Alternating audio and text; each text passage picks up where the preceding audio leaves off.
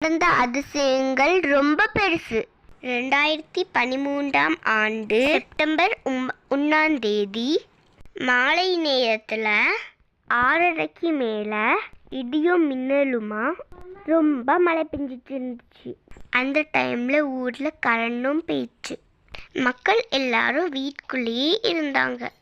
அந்த நேரத்தில் தான் ஆலயத்தின் கோபுரத்தில் 2வது அடுக்கில் வைக்கப்பட்டிருந்த 6 அடி உயரம் கொண்ட மாதா சிறுவம் அதிசயமாக கீழே இறங்கியது.